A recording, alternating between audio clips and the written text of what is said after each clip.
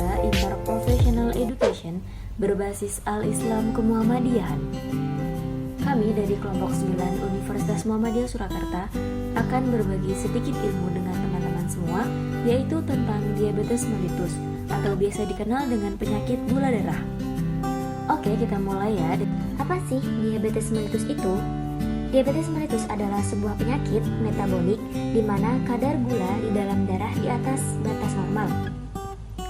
Kadar gula darah normal yaitu yang pertama ada GDS atau gula darah sewaktu, yaitu kurang dari 200 mg per desiliter. Yang kedua ada GDP, Gross Domestic Product, yaitu kurang dari 100 mg per desiliter. Yang ketiga ada GD2PP atau gula darah 2 jam postprandial kurang dari 145 mg per desiliter. Yang terakhir yaitu ada glikohemoglobin 4-5,6%. Selanjutnya, menurut Riskesdas atau Riset Kesehatan Dasar, jumlah penderita diabetes mellitus Indonesia pada tahun 2019 sebanyak 3.941.698 jiwa.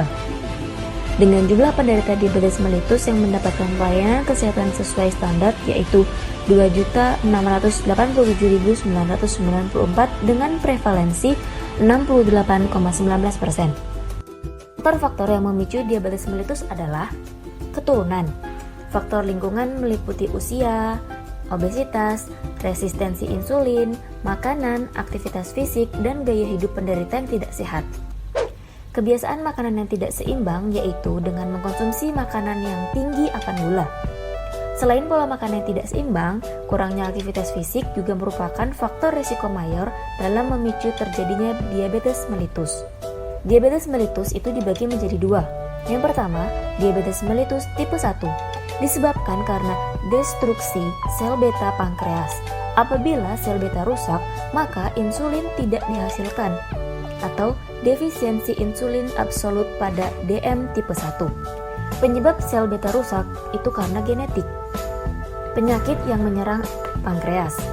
Yang kedua, yaitu diabetes mellitus tipe 2, disebabkan karena resistensi insulin atau pengurangan sekresi pada insulin. Karena faktor resiko yaitu genetik atau keturunan, obesitas, dan hipertensi dan juga ras. Selanjutnya, terdapat 3 tanda gejala khas pada diabetes mellitus. Yang pertama, poliuri, banyak kencing. Yang kedua, polidipsi, banyak minum. Yang ketiga, polifagi, banyak makan.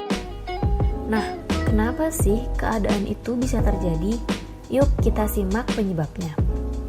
Ketika seseorang menderita diabetes mellitus, gula darahnya akan meningkat. Ginjal hanya bisa mereabsorpsi atau menyaring gula dalam jumlah tertentu. Jika jumlah terlalu banyak, maka tidak bisa tersaring semua. Akibatnya, gula masuk ke dalam urin. Sifat gula itu adalah menarik air, sehingga sering terjadi kencing atau poliuri. Respon feedbacknya haus dan mengakibatkan banyak minum yang bisa disebut polidipsi. Polifagi atau banyak makan disebabkan karena gangguan metabolisme KHLP. Beberapa glukosa tidak bisa masuk, jadi mengakibatkan banyak makan. Seseorang menderita diabetes mellitus akan mempengaruhi sistem atau jaringan tubuh yang rusak. Oleh karena itu, penderita diabetes mellitus lebih rentan atau beresiko mengalami dan menderita penyakit tertentu, misalnya stroke, serangan jantung, kebutaan, tekanan darah tinggi, gangguan ginjal, terjadi neuropati dan gangguan neurologis, dan yang baru-baru ini terjadi yaitu terkena COVID-19. Penderita diabetes mellitus terbukti lebih rentan terkena infeksi penyakit, terutama yang disebabkan oleh bakteri dan virus yang mempengaruhi saluran nafas bawah. Apabila kadar glukosa tinggi, maka akan menyebabkan gangguan fungsi neurotropil atau biasa disebut dengan kondisi ini menyebabkan tubuh sulit melawan bakteri jahat sehingga rentan terkena berbagai jenis infeksi.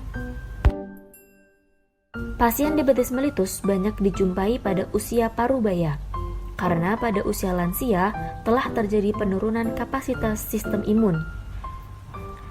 Pasien diabetes mellitus memiliki komorbiditas akibat komplikasi makro atau mikrovaskuler, seperti komplikasi yang dijelaskan tadi di atas.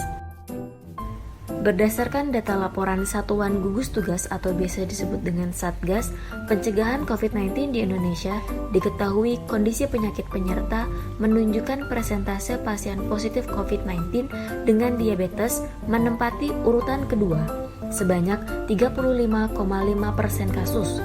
Tingkat kesembuhannya 24,1% dan meninggal dengan jumlah 10,6%.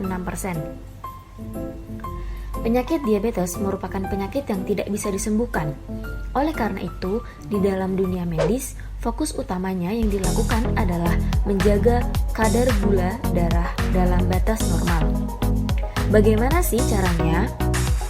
Yang pertama yaitu dengan melakukan pemantauan darah secara mandiri, pemeriksaan HbA1c dan kadar glukosa darah.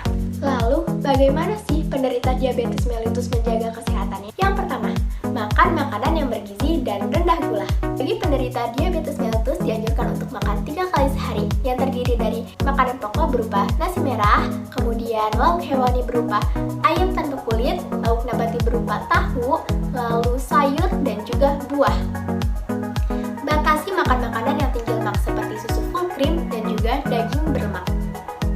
Konsumsi sumber protein yang baik yaitu ada ikan, ada ayam tanpa kulit, ada tahu, tempe, dan susu tanpa lemak atau susu nugget.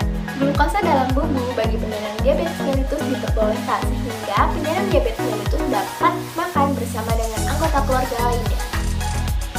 Jangan lupa untuk memperhatikan bahan makanan yang tinggi kalium seperti garam dapur dan juga soda. Dianjurkan untuk konsumsi sumber serat seperti kacang-kacangan, sayur, dan juga buah. Jangan lupa untuk hindari alkohol. Fruktosa memang tidak dianjurkan untuk penyandang diabetes mellitus karena dapat meningkatkan kadar LDL dalam darah. Namun tidak ada alasan untuk tidak mengkonsumsi buah dan sayur yang mengandung fruktosa alami. Yang kedua yaitu melakukan latihan fisik secara teratur. Latihan fisik apa saja sih yang biasa dilakukan? Seperti berjalan, jogging, bersepeda dilakukan 3-5 kali seminggu dalam waktu 30 menit. Jika latihan tersebut dikombinasikan dengan latihan tahanan seperti ini dan rutin dilakukan 2 kali seminggu. Jika semua latihan tersebut rutin dilakukan, maka akan membawa manfaat yang baik seperti mencegah terjadinya komplikasi dan memperbaiki resistensi insulin. Sebagaimana telah dijelaskan di dalam Al-Quran surat Yunus ayat 57. Ya ayyuhan nasu qad ja'atkum mau'idatum mir rabbikum wa shifaa'un lima fis sudur wa hudan wa rahmatul lil mu'minin. Yang artinya, wahai manusia, sungguh telah datang kepadamu pelajaran di dalam Al-Quran dari Tuhanmu, penyembuh bagi penyakit yang ada di dalam dada, dan petunjuk serta rahmat bagi orang yang beriman.